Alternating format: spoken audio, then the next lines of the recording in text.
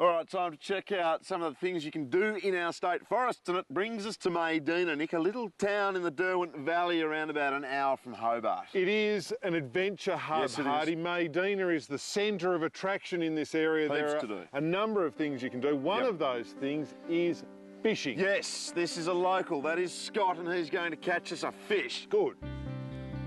Go on yet?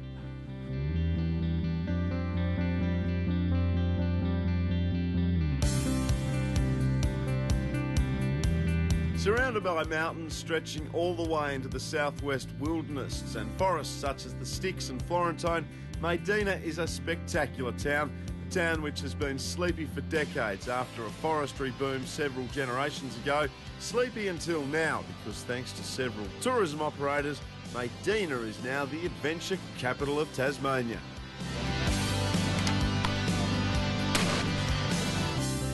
All right, so this is Scott, our fisherman for the day. Scott, welcome to the show, mate. Thanks, Andrew. You're a Maydena local. Yes, I am. Grew up here in my early days. Great place to grow up. The town's got a bit of an interesting story about it. Yeah, it's a logging town from Australian newsprint mills day, so it was all revolved around logging and harvesting around in the Florentine Valley and sort of Styx valleys and the surrounding areas there. And there's still a bit of forestry that goes on, but these days Maydena is known as the adventure hub. That's right, Andrew. It was a great place to grow up, and there's always something to do. And now, particularly with forestry's the hub that they've put here, it's plenty to do. And mate, one of those things is fishing. So come on, get to it. Catch us a fish. You need to catch us lunch, mate.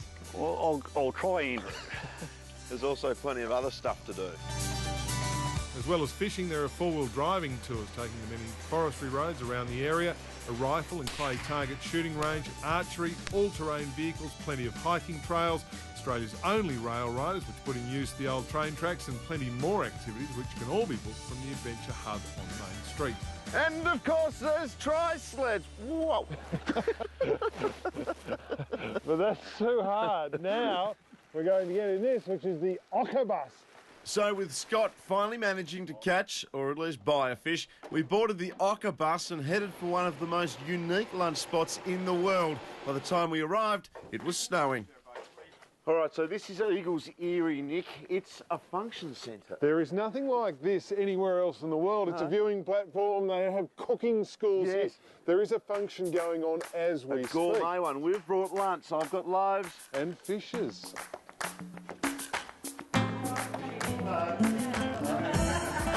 With local corporate types waiting to eat, inside the kitchen is all go. Renowned local chef Waji and his crew are cooking madly for lunch, which was made up entirely of Tasmanian foods and wines. As it turned out, we arrived a bit late to provide fish for everyone.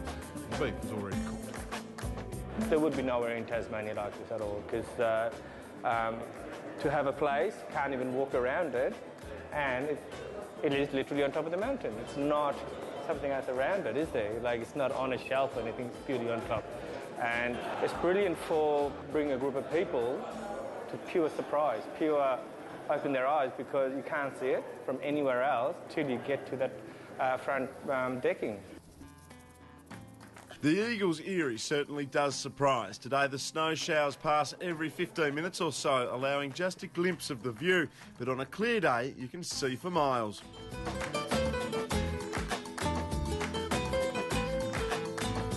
The idea of the Eagles Eyrie, and indeed Maydena, is to offer an experience to small groups of travellers. It's more about the experience than mass numbers of tourists.